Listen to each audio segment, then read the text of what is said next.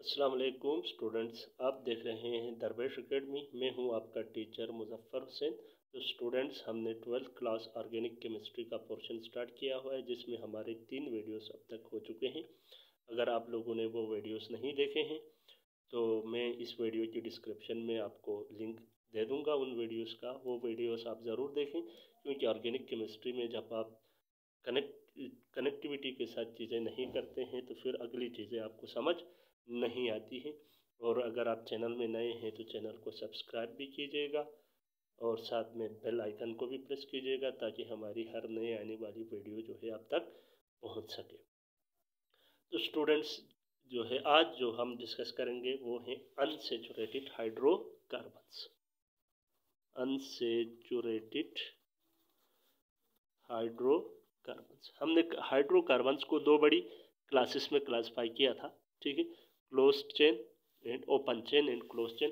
तो open chain को हमने स्टार्ट करते हुए ओपन चेन को फर्दर 2 सब ग्रुप्स में डिवाइड किया था, 2 सब क्लासेस में क्लासिफाई किया था, सेचुरेटेड हाइड्रोकार्बन्स और अनसेचुरेटेड हाइड्रोकार्बन्स। प्रीवियस 2 लेक्चर्स में हमने सेचुरेटेड हाइड्रोकार्बन्स को तफसीलन डिस्कस किया और इंशाल्लाह आज हम अनसेचुरेटेड को डिस्कस करेंगे। अनसेचुरेटेड हाइड्रोकार्बन्स में जो है बच्चे, अनसेचुरेटेड हाइड्रोकार्बन्स में कार्बन टू कार्बन जो है मल्टीपल बॉन्ड्स होंगे, मल्टीपल बॉन्ड्स होंगे, ठीक है। जैसे सेचुरेटेड में हमने कहा था कि पूरी चेन में जो है जितने भी कार्बन होंगे वो सिंगल बॉन्डेड एक दूसरे के साथ अटैच्ड होंगे, लेकिन अनसेचुरेटेड हाइड्रोकार्बन्स में carbon to carbon at least more than जो है 1 बॉन्ड, एटलीस्ट 2 कार्बन्स के दरमियान में जो है आपको मल्टीपल बॉन्ड्स देखने को मिलेंगे। तो बच्चे, ये मल्टीपल बॉन्ड्स आने की वजह ये है कि एक हाइड्रोकार्बन में कार्बन को, एक हाइड्रोकार्बन में जो है जितने मैक्सिमम नंबर ऑफ हाइड्रोजन्स होने चाहिए, मैक्सिमम नंबर ऑफ हाइड्रोजन्स जो एक हाइड्रोकार्बन को चाहिए, अगर वो नहीं मिले, मैक्सिमम नंबर ऑफ हाइड्रोजन्स अगर नहीं मिलते हैं उस हाइड्रोकार्बन को, तो वो हाइड्रोकार्बन अपने आप को स्टेबलाइज करने के लिए जो है carbon to carbon multiple bonds बनाना शुरू करता है। Carbon to carbon multiple bonds बनाना शुरू करता है, सॉरी कार्बन लिख दिया, carbon to carbon multiple bonds बनाना शुरू करता है, क्योंकि कार्बन की कैपेबिलिटी है कि वो 4 बॉन्ड्स बनाता है। जब उसको 3 जो है 3 या 4 हाइड्रोजन या मैक्सिमम नंबर ऑफ हाइड्रोजन जब उस कार्बन को नहीं मिलते हैं, तो वो फिर उस ज़रूरत को पूरी करने के लिए अपने दूसरे चेन में मौजूद दूसरे कार्बन के साथ जो है मल्टीपल बॉन्ड्स बनाना शुरू कर देता है। तो जब आप अनसेचुरेटेड हाइड्रोकार्बन्स को देखें तो आपको 2 तरह के multiple bonds, 2 types of multiple bonds आपको मिलेंगे, मल्टीपल बॉन्ड्स, ठीक है। उस चेन में या तो आपको कोई डबल बॉन्ड देखने को मिलेगा या तो आपको कोई ट्रिपल बॉन्ड देखने को मिलेगा, ठीक है। अब मोर देन 1 भी हो सकते हैं, डबल बॉन्ड्स ट्रिपल बॉन्ड्स दोनों भी हो सकते हैं उस अनसेचुरेटेड हाइड्रोकार्बन के अंदर। लेकिन एक हाइड्रोकार्बन को अनसेचुरेटेड हाइड्रोकार्बन होने के लिए जो है कम से कम उस हाइड्रोकार्बन के अंदर एक मल्टीपल बॉन्ड का होना ज़रूरी है, चाहे वो एक डबल बॉन्ड हो चाहे वो एक ट्रिपल बॉन्ड हो, लेकिन एक से ज़्यादा भी हो सकते हैं, ठीक है। जब आपके हाइड्रोकार्बन के अंदर, अनसेचुरेटेड हाइड्रोकार्बन के अंदर अगर उस चेन में डबल बॉन्ड मौजूद है, तो ऐसे अनसेचुरेटेड हाइड्रोकार्बन्स को हम बोलते हैं, उसकी मिसाल है हमारे पास अल्कीन्स।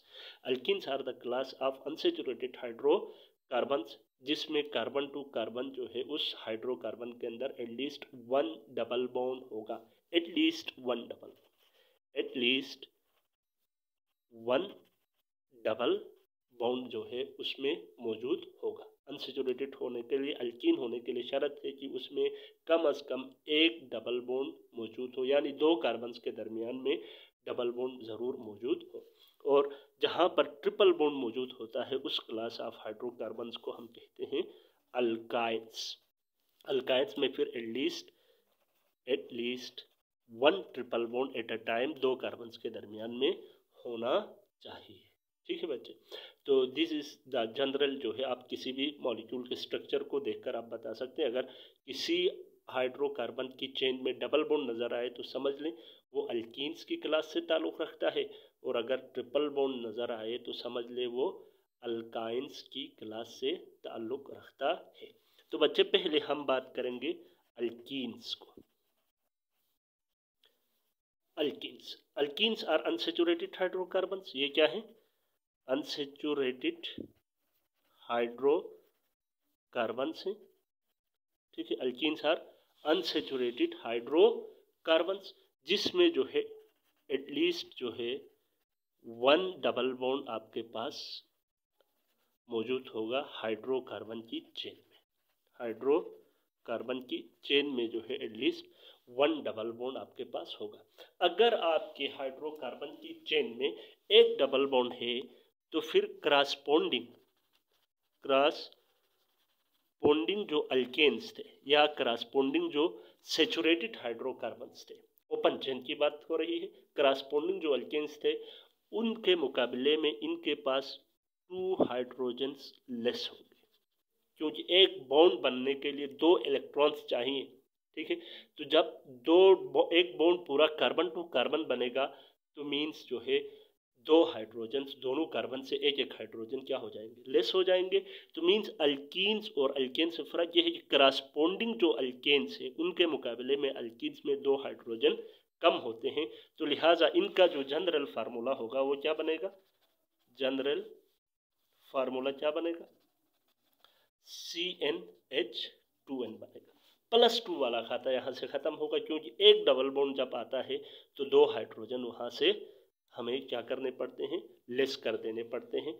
और जो इस CnH2n को फॉलो करे और फिर साथ में जो है उसके स्ट्रक्चरल फार्मूले में अगर आपको डबल बॉन्ड नज़र आए तो वो अनसेचुरेटेड हाइड्रोकार्बन होगा और किस क्लास ऑफ कंपाउंड से ताल्लुक़ रखेगा? अल्कीन से ताल्लुक़ रखेगा। लाजमी नहीं है कि हर CnH2n फार्मूला रखने वाला जो है हाइड्रोकार्बन जो है आपका अल्कीन हो। ठीक है, ये जो है हम नेक्स्ट लेक्चर में डिस्कस करेंगे। साइक्लो अल्केन्स का जनरल फार्मूला भी CnH2n होता है, लेकिन इसीलिए मैंने कहा CnH2n भी फॉलो करे और साथ साथ जो है उसके चेन में एक डबल बॉन्ड मौजूद हो। अगर एक डबल बॉन्ड से ज़्यादा हो, 2 डबल बॉन्ड्स हो, 3 डबल बॉन्ड्स हो, तो फिर उसी हिसाब से ये CnH2n को फॉलो नहीं करेगा, क्योंकि हर डबल बॉन्ड के साथ इसमें 2 हाइड्रोजन्स कटते जाएंगे। ठीक हो गया बच्चे, ये था अल्कीन्स। तो अल्कीन्स में जो है एटलीस्ट कार्बन टू कार्बन जो है डबल बॉन्ड होना चाहिए, तो एक कार्बन पर मुश्तमिल तो कोई अल्कीन नहीं हो सकता। तो जो सबसे छोटा अल्कीन पॉसिबल है वो 2 कार्बन पर मुश्तमिल होगा, कार्बन टू कार्बन। ये तो फर्स्ट बॉन्ड है, ये सिग्मा बॉन्ड। तो ये जो दूसरा बॉन्ड कार्बन टू कार्बन बनेगा, इस बॉन्ड को हम कहेंगे पाई बॉन्ड। यानी अल्कीन्स में जो है एक पाई बॉन्ड का होना ज़रूरी है, वो भी किसके दरमियान? Carbon to carbon. This blue bond is the first bond जिसको हम कहेंगे sigma bond, and the black bond is the second bond जिसको हम कहेंगे पाई बॉन्ड। अब देखें, दोनों कार्बन्स ने 2-2 इलेक्ट्रॉन्स अपने जो है एक दूसरे के साथ शेयर किए, तो अब इस कार्बन के पास भी 2 इलेक्ट्रॉन्स बचे, इस कार्बन के पास भी 2 इलेक्ट्रॉन्स बचे। तो इसको जो है अपना ऑक्टेट पूरा करने के लिए ईच कार्बन को जो है फर्दर आगे बॉन्ड बनाना पड़ेगा एक एक हाइड्रोजन एटम्स के साथ। ठीक है, क्योंकि हाइड्रोकार्बन है तो हाइड्रोजन के अलावा कोई दूसरा एटम तो यहाँ पर नहीं आएगा।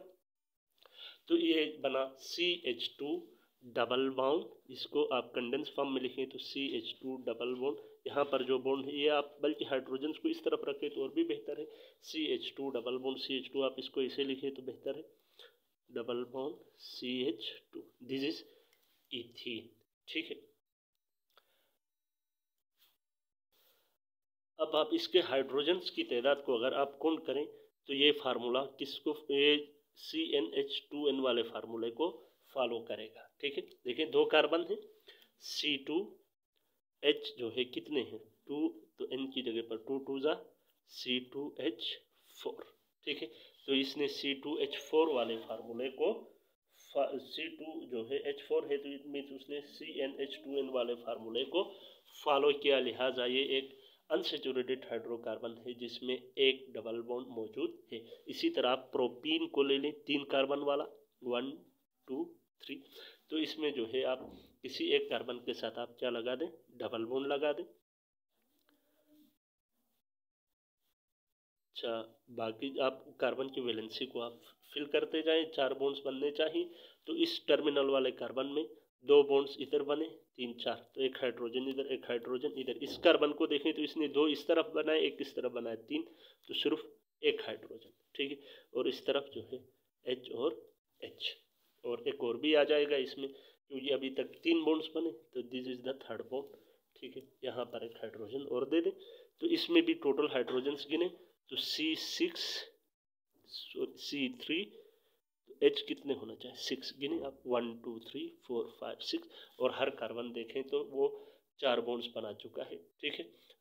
ये डबल बॉन्ड आ गया, डबल बॉन्ड भी मौजूद थे, और ये साथ साथ CnH2n वाले फार्मूले को भी फॉलो कर रहा है। लिहाजा प्रोपीन भी जो है एक अनसेचुरेटेड हाइड्रोकार्बन है जिसमें एक जो है डबल बॉन्ड मौजूद है, ठीक है। ब्यूटेन की एग्जांपल ले ले, 1 2 3 4, तो इसमें भी जो है आपका जो है कितने पॉसिबल बन सकते हैं, एक डबल बॉन्ड इधर आ सकता है, जो है आपके पास डबल बॉन्ड इधर भी आ सकता है, ठीक है, या एट अ टाइम आपके पास 2 डबल बॉन्ड भी आ सकते हैं, ठीक है। तो इसमें कितने हाइड्रोजन दे देंगे, 2 बॉन्ड इधर बन गए तो 2 हाइड्रोजन यहाँ पर दे देंगे, बस मैं तब से पूरे जो है डैश के साथ बॉन्ड्स नहीं दिखा रहा। इसमें जो है चले जी, एक हाइड्रोजन की कमी है, 1 2 3 बॉन्ड्स बने थे, एक हाइड्रोजन इसमें, एक बॉन्ड इस तरफ, एक बॉन्ड इस तरफ, तो 2 हाइड्रोजन, चले जी दिखा दें। इसमें कितने हाइड्रोजन, 3 हाइड्रोजन, ठीक है। तो इधर भी दिखा दें, आप चाहें तो ना दिखा दें, कोई मसला नहीं है, ठीक है। तो इसमें देखें क्या बना, C4H8, 2 3 4 5 6 7 8, तो एक डबल बॉन्ड भी मौजूद थे, CnH2n को फॉलो कर रहा, ठीक है। तो ये अल्कीन है। अच्छा, इसमें भी देखें आप, दे दें यहाँ पर जो है 3 हाइड्रोजन्स, यहाँ पे भी 3 हाइड्रोजन्स, यहाँ पे 1 2 3, तो एक हाइड्रोजन, यहाँ पे 1 2 3, तो एक hydrogen, still it is C4H8, ठीक है। तो ये जो है कंस्टिट्यूशनल आइसोमर्स बन गए एक दूसरे के, ठीक है। इसकी जब हम नोमेनक्लेचर करेंगे तो बात वहाँ पर हम एक्सप्लेन करेंगे, एक 1 ब्यूटीन है, एक 2 ब्यूटीन है, ठीक है। तो और इसी में जो है मोर देन 1 डबल बॉन्ड भी आ सकते हैं, जब मोर देन 1 डबल बॉन्ड आएंगे तो फिर वो CnH2n को फॉलो नहीं करेगा। जैसे जैसे जितने डबल बॉन्ड्स बढ़ते जाएंगे, आप जो है वहाँ से एक डबल बॉन्ड की जगह पर आप 2 हाइड्रोजन्स लेस करते जाएंगे, और यूँ जो है आप एल्कीन्स के जो है स्ट्रक्चर्स इजीली मॉलिक्यूलर फार्मूलाज को देखकर भी और नाम देख के भी जो है आप इनके स्ट्रक्चरल फार्मूलाज को ड्रा कर सकते हैं। इंशाल्लाह हम इसमें जो है प्रैक्टिस करेंगे, जब हम तीनों क्लासेस को जो है तफसील एक्सप्लेन करेंगे, जब हम हाइड्रोकार्बन्स की नोमेनक्लेचर जो क्लासिफिकेशन है इसको क्लियर करेंगे, तो फिर हम आपको मॉलिक्यूलर फार्मूलाज मुख्तलिफ तरीक़ों से ड्रा करना भी इंशाअल्लाह सिखाएंगे। और तीसरी बात जो है आपने क्या याद रखना है, जहाँ पर carbon to carbon double bond होगा, कार्बन टू कार्बन जब भी आप डबल बॉन्ड देखेंगे तो वो कार्बन जो एक दूसरे के साथ डबल बॉन्ड से जुड़े हुए हैं, तो वो हमेशा कौन सी हाइब्रिडाइजेशन दिखाएंगे, sp2 हाइब्रिडाइजेशन दिखाएंगे, ठीक है। कौन सी हाइब्रिडाइजेशन दिखाएंगे, sp2। ऑल्दो कार्बन के पास 4 बॉन्ड्स हैं, लेकिन उनका जो एक बॉन्ड बनेगा जो डबल बॉन्ड जिसको हम पाई बॉन्ड कहते हैं, वो हाइब्रिडाइजेशन के नतीजे में नहीं बनेगा, बल्कि वो ओवरलैपिंग ऑफ अनहाइब्रिडाइज्ड ऑर्बिटल से बनेगा। तो वो पाई बॉन्ड जो है हम हाइब्रिडाइजेशन में कंसीडर नहीं करते हैं। लिहाजा जब भी आप carbon to carbon double bond देखेंगे तो वहाँ पर मौजूद कार्बन्स दोनों जो है sp2 हाइब्रिडाइज्ड होंगे। तो हम जो है इसी के साथ स्ट्रक्चर ऑफ इथीन को भी डिस्कस करेंगे। स्ट्रक्चर स्ट्रक्चर, अब स्पेलिंग भी जो है आजकल तंग करते हैं। स्ट्रक्चर ऑफ इथीन को भी साथ में डिस्कस करेंगे। तो बच्चे, हमने आपको हाइब्रिडाइजेशन को डिसाइड करते वक्त आपको जो है एक रूल बता दिया था कि आपने सिंपली सबसे पहले क्या काम करना है, लेविस स्ट्रक्चर को ड्रा करना है। आपको यहाँ से जो है अंदाज़ा हो जाएगा। इस स्ट्रक्चर को ड्रा करने के बाद आप जो है कोई भी जो है आपका हाइड्रोकार्बन जो सिंगल बॉन्डेड हो या डबल बॉन्डेड हो, आप जो है इजीली जो है उसकी हाइब्रिडाइजेशन का अंदाज़ा लगा सकेंगे। लेविस स्ट्रक्चर को सबसे पहले आप ड्रा करें, इथेन का लेविस स्ट्रक्चर। इसका मॉलिक्यूलर फार्मूला आपने अभी पढ़ा, C2H4 है। जितने कार्बन होंगे हाइड्रोजन उसके डबल बॉन्ड है, डबल होंगे, ठीक है। तो इसको ड्रा करें तो आप चले पहले आप सिंगल बॉन्ड ड्रा करके देखें। 2 हाइड्रोजन है, 4 हाइड्रोजन है तो 2 हाइड्रोजन इधर, 2 हाइड्रोजन इधर। स्टिल जो है आपके पास इस कार्बन के पास भी एक इलेक्ट्रॉन बचा हुआ है, इस कार्बन के पास भी, क्योंकि 4 होते हैं वैलेंस इलेक्ट्रॉन्स, तो 3 तो बॉन्डिंग में आ गए, एक रह गया। इस कार्बन के पास भी एक, इस कार्बन के पास भी एक, तो ये आपस में जो है एक और बॉन्ड बनाएंगे। हाइड्रोजन के पास तो एक से ज़्यादा बॉन्ड बनाने की कैपेबिलिटी नहीं है। तो this is the Lewis structure of ethane. अब लेविस स्ट्रक्चर को ड्रा किया, ड्रा करने के बाद अब आपने देखना है इसमें हाइब्रिडाइजेशन कौन सी होगी, sp3 हाइब्रिडाइजेशन होगी या sp2 हाइब्रिडाइजेशन होगी।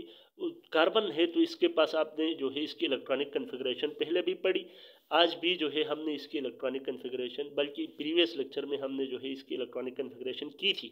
अगर किसी को याद नहीं तो चलो मैं यहाँ पर दिखा देता हूँ। तो 1s2 2s2 2p2। मैं बाकी तफसील जो है इसकी, बाकी तफसील में मैं इसको डिस्कस यहाँ पर नहीं करूँगा। जिसने जो है इस तफसील को जो है इससे पहले अगर किसी को इसमें इशू है तो वो जो है प्रीवियस लेक्चर्स को देख सकते हैं, जिसकी लिंक जो है इंशाल्लाह मैं डिस्क्रिप्शन में आपको दे दूंगा, वहाँ से जाकर जो है आप लोग तफसीलन देखें।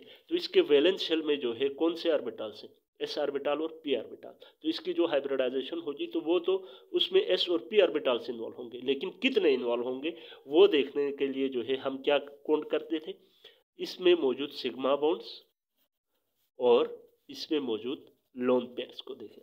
सिग्मा बॉन्ड्स और लोन पेयर्स को देखना, आपने पाई बॉन्ड को देखना नहीं है।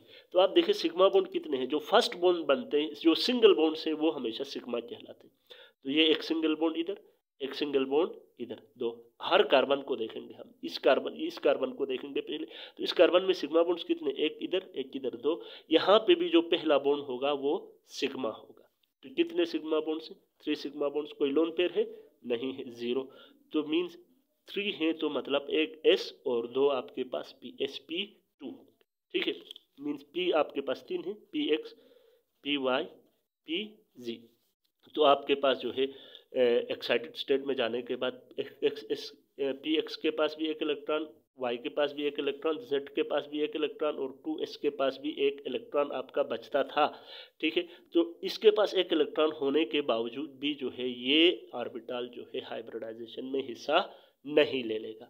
बाकी ये 3 ऑर्बिटल जो है हाइब्रिडाइजेशन में हिस्सा लेंगे और उसके नतीजे में जो है 3 sp2 ऑर्बिटल्स आपके बन जाएंगे, 3 sp2 ऑर्बिटल्स और ये आपका pz ऑर्बिटल। तो आपको पता है हाइब्रिड ऑर्बिटल ये तीनों जो है, जब जो है sp2 हाइब्रिडाइजेशन इसकी हो गई, ठीक है। इलेक्ट्रॉनिक कन्फिग्रेशन से भी आपको पता चला s और p है तो sp2 हाइब्रिडाइजेशन आ गई।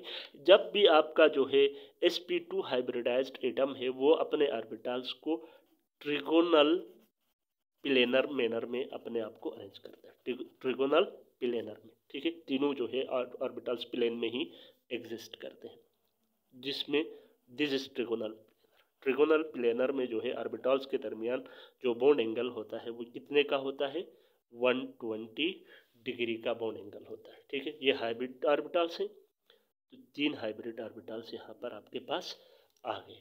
This is the sp2 hybrid orbital of 1 carbon. तो सेम इसी तरह से जो है दूसरे कार्बन का भी sp2 हाइब्रिड ऑर्बिटल, 3 जो है sp2 हाइब्रिड ऑर्बिटल्स बनेंगे। Each orbital is sp2, each orbital is sp2, this is sp2, this is sp2 and this is sp2, ठीक है। यहाँ पर इनर लूप्स भी हम बनाएंगे, ठीक है। तो ये बने आपके पास sp2 ऑर्बिटल्स जो कि प्लेनर, ट्रिगोनल प्लेनरी जो है उन्होंने 120 डिग्री बॉन्ड एंगल के साथ अपने आप को क्या किया, ओरिएंट किया, ठीक है। अब रही बात pz ऑर्बिटल की, और तीनों के पास एक एक अनपेयर्ड इलेक्ट्रॉन्स मौजूद हैं फिलहाल, ठीक है। फिलहाल हम सिर्फ कार्बन की बात कर रहे हैं, फिलहाल हम हाइड्रोजन की बात नहीं कर रहे। इसी तरह जो है इस कार्बन में भी एक एक इलेक्ट्रॉन यहाँ पर मौजूद होंगे। अब रही बात pz ऑर्बिटल, ठीक है। तो सिंपल जो आप p ऑर्बिटल है वो यूँ इस फॉर्म में है, ठीक है। इसके पास भी जो है एक अनपेयर्ड इलेक्ट्रॉन मौजूद है, चाहे आप ऊपर लूप में रखें या आप नीचे। एक को हम ऊपर, एक साइड को हम पॉजिटिव लूप, एक को हम नेगेटिव लूप भी बोलते हैं। और जो है इनमें कभी जो है कुछ किताबों में फिर एक साइड को जो है रेड कलर, एक को ब्लू कलर भी देते हैं, या एक साइड पे कलर देकर एक साइड को ब्लैंक भी छोड़ा जाता है। तो ये मुख्तलिफ तरीके हैं जो है दिखाने ऑर्बिटल्स को शो कराने के, ठीक है। पॉजिटिव नेगेटिव लूप भी कह सकते हैं आप, कलर भी दे सकते हैं डिफरेंट, या एक कलर देकर एक को आप ब्लैंक भी छोड़ सकते हैं। तो दिस इज पीजी ऑर्बिटल, जिसके पास इलेक्ट्रॉन है इट मीन्स इसके पास बॉन्ड बनाने की कैपेबिलिटी है। ये पीजी ऑर्बिटल इस कार्बन के पास भी है, इस कार्बन के पास भी है, इट मीन्स एक इलेक्ट्रॉन यहाँ पर मौजूद है, एक इलेक्ट्रॉन यहाँ मौजूद है। तो जब ये हाइब्रिड ऑर्बिटल्स तैयार हो गए तो अनहाइब्रिड जो ऑर्बिटल है, this is unhybrid orbital, this is unhybrid PG orbital. ये जो अनहाइब्रिड ऑर्बिटल है ये हमेशा हाइब्रिड ऑर्बिटल्स के बिल्कुल परपेंडिकुलरली अपने आप को क्या करेगा, ओरिएंट करेगा। It will Orient perpendicularly, this symbol is use for perpendicular, ठीक है, परपेंडिकुलरली टू द हाइब्रिड, जो अभी इस केस में हमारे पास sp2 ऑर्बिटल्स, ठीक है, बिल्कुल जो है अपने आप को परपेंडिकुलरली जो है यहाँ पर ओरिएंट करेगा। तो ये जो ब्लू वाला है इसमें जो है, ब्लैक वाले में मैं इसको ब्लू से कर देता हूँ, मीन्स इस तरह से जो है, और ब्लू वाले में मैं इसको ब्लैक से शो करता हूँ। सपोज ये अपने आप को बिल्कुल परपेंडिकुलरली जो है इसके बिल्कुल परपेंडिकुलर, अगर ये यूँ है तो ये इसको अपने आपको यूँ अरेंज करेगा, दिस इज परपेंडिकुलर में ना, ठीक है, बिल्कुल परपेंडिकुलरली जो है अनहाइब्रिड ऑर्बिटल्स अपने आप को यहाँ पर अरेंज करेगा। पीजी ऑर्बिटल जो अनहाइब्रिड है ये अपने आप को पी की फॉर्म में, यू जो है यहाँ पर इनके बिल्कुल हाइब्रिड ऑर्बिटल्स के बिल्कुल परपेंडिकुलरली अपने आप को ओरिएंट करेगा। और रही बात हाइड्रोजन, तो हाइड्रोजन आपको पता है 1s1 रखता है हाइड्रोजन, ठीक है। तो इसके पास जो है हाफ फील्ड एस ऑर्बिटल मौजूद है, तो ये 1s को लेकर आएगा और यहाँ पर जो है 2 हाइड्रोजन इस कार्बन के साथ और 2 हाइड्रोजन इस कार्बन के साथ हेड ऑन ओवरलैपिंग के नतीजे में जो है सिग्मा बॉन्ड्स बनाएंगे। तो आइए पहले देखते हैं, कार्बन टू कार्बन पहले सिग्मा बॉन्ड बनवा देते हैं। तो सिग्मा बॉन्ड हमेशा हाइब्रिड ऑर्बिटल्स बनाते हैं। तो ये एक कार्बन के हाइब्रिड ऑर्बिटल्स जो है sp2 हैं, तो ये ट्रिगोनल प्लेनर फॉर्म में अपने आप को अरेंज करेंगे, ठीक है। तो ये एक कार्बन के हो गए, और ये दूसरा कार्बन जो है एक sp2 ऑर्बिटल इस कार्बन का, एक sp2 ऑर्बिटल इस कार्बन का ओवरलैप करके जो है एक सिग्मा बॉन्ड यहाँ पर बनाएंगे, ठीक हो गया। तो यहाँ पर एक इलेक्ट्रॉन एक से तो पूरे 2 इलेक्ट्रॉन का पेयर आ गया। तो ये बना सिग्मा sp2 sp2, पहला सिग्मा बॉन्ड बन गया कार्बन टू कार्बन। अब रही बात ऑक्सीजन हाइड्रोजन की, तो ये हाइड्रोजन एक, ये हाइड्रोजन एक, ये जो है अनपेयर्ड इलेक्ट्रॉन जो इन sp2 ऑर्बिटल्स में मौजूद थे, ये जो है sp2 ऑर्बिटल्स में, इसमें भी एक इलेक्ट्रॉन, इसमें भी एक इलेक्ट्रॉन, इसमें भी एक इलेक्ट्रॉन, और ये अनहाइब्रिड ऑर्बिटल में भी एक इलेक्ट्रॉन मौजूद था, ठीक है। तो अब आगे आ जी 1s, एक हाइड्रोजन आकर यहाँ पर ओवरलैप करेगा, दूसरा हाइड्रोजन आकर यहाँ पे ओवरलैप करेगा, और इसी तरह तीसरा हाइड्रोजन इधर और चौथा हाइड्रोजन इधर, ठीक है। और इलेक्ट्रॉन्स भी आप लोग अपोजिट स्पिन के साथ इसमें रख दें। और अब ये जो बॉन्ड्स बने, ये सिग्मा sp2s के कितने बॉन्ड्स बने, 1 2 3 4 ये और एक ये, तो 5 आपके पास टोटल कितने बने, सिग्मा बॉन्ड बने। तो आप काउंट करें टोटल इथिन के अंदर 1 2 3 4 5 सिग्मा बॉन्ड्स और एक पाई बॉन्ड है। पाई बॉन्ड हमेशा अनहाइब्रिड ऑर्बिटल्स के नतीजे में, पाई बॉन्ड कब बनता है, पाई बॉन्ड कब बनता है, by side wise overlapping of partially filled या हाफ फील्ड, चलिए हाफ फील्ड करें, हाफ फील्ड या पार्शली फील्ड या हैविंग अनपेयर्ड इलेक्ट्रॉन भी कह सकते हैं, by sideways overlapping of half filled unhybrid orbitals, unhybrid या अनहाइब्रिडाइज्ड ऑर्बिटल्स। इस केस में जो है वो हमारे पास पीजी ऑर्बिटल है, ठीक है, उनकी जो है साइडवेज ओवरलैपिंग से। और मैंने आपको कहा जो पी अनहाइब्रिड पी ऑर्बिटल है वो इन sp2 ऑर्बिटल्स के साथ अपने आप को परपेंडिकुलरली जो है ओरिएंट करेगा। तो इस कार्बन का जो pg ऑर्बिटल है वो आकर यहाँ पर अपने आप को परपेंडिकुलरली ओरिएंट कराएगा, और इस कार्बन का जो है वो यहाँ पर आकर बिल्कुल इनके परपेंडिकुलरली अपने आप को ओरिएंट कराएगा, और यूँ इसके पास भी एक इलेक्ट्रॉन, इसके पास भी एक इलेक्ट्रॉन, ठीक है। तो ये यहाँ से साइडवेज अपने आप को क्या करेंगे, एक दूसरे के साथ, चलो थोड़ा वीक होता है पाई बॉन्ड तो मैं डैश इसके साथ शो कर रहा हूँ, ठीक है। आप फुल लाइन भी शो कर सकते हैं, कोई इशू नहीं है। तो साइड वाइज से जो है उसने ओवरलैप किया, और यहाँ पर जो बॉन्ड बना वो आपके पास है पाई PG PG, ठीक है। या आप इसको बेहतर है 2PG 2PG करें। तो this is the hybridised structure of ethene. इसको आप यूँ भी, अगर आप यूँ फाइनली जो है कंडेंस फॉर्म में लिखना चाहें तो ये दिस इज इथीन, ठीक है। तो आपके पास टोटल 5 सिग्मा बॉन्ड्स बने, सिग्मा sp2s के 4, 1 2 3 4, दो एक बॉन्ड सिग्मा sp2 का बना 5, और एक बॉन्ड जो है पाई PG या 2PG 2PG के दरमियान पाई बना, जो इस कार्बन के पास भी एक PG अनहाइब्रिड था, इस कार्बन के पास भी एक PG अनहाइब्रिडाइज्ड फॉर्म में था। तो वो परपेंडिकुलरली हाइब्रिड ऑर्बिटल्स के ओरिएंट हो गए, और साइड वाइज ओवरलैपिंग के नतीजे में एक नया किस्म का बॉन्ड बना जिसको हम कहते हैं पाई बॉन्ड। और पाई बॉन्ड जो है रिलेटिवली सिग्मा बॉन्ड के मुकाबले में वीक होता है। जब हम तोड़ेंगे तो पहले पाई बॉन्ड टूटेगा, देन सिग्मा बॉन्ड्स टूटेंगे, ठीक है। और इसे ही पाई बॉन्ड है जो बाद में इन अल्कीन्स की जो है रिएक्टिविटी पे बड़ा रोल प्ले करेगा एडिशन रिएक्शंस के लिए, ठीक है। अल्कीन्स जो है या ऑक्सीडेशन रिएक्शंस के लिए जो है अल्कीन्स बहुत ही तगड़े माने जाते हैं due to this pi bond, ठीक है। जिसकी वजह इस पाई बॉन्ड के आने की वजह से इन कार्बन्स के दरमियान जो है इलेक्ट्रॉनिक क्लाउड बहुत बढ़ गया, जिसकी वजह से जो है this reason is very reactive for the addition reactions and for the oxidation reactions. तो बच्चे आई होप आपको जो है इथीन का स्ट्रक्चर समझ आ गया होगा। अगर नहीं आया तो आप पहले जो है जाकर हाइब्रिडाइजेशन को तफसीलन देखें, लेक्चर नंबर 2 गालिबन है, जिसमें जो है हमने हाइब्रिडाइजेशन को इससे ज़्यादा एक्सप्लेन, जो तफसीलन जो है उसको हमने एक्सप्लेन किया था, ठीक है। और इंशाल्लाह जब आप वो वीडियो देखकर फिर दोबारा इस वीडियो में आएंगे तो होपफुली आपको पूरी तरह से समझ आ जाएगा। इसी के साथ जो है मुझे दीजिए इजाज़त। अल्लाह हाफिज़। एक बार फिर कहूँगा, अगर आपने अभी तक वीडियो को चैनल को सब्सक्राइब नहीं किया है तो सब्सक्राइब करें और बेल आइकन को प्रेस करें, ताकि हमारी हर नई आने वाली वीडियो जो है आप तक आसानी से पहुँच सके। तो thank you very much and enjoy the video.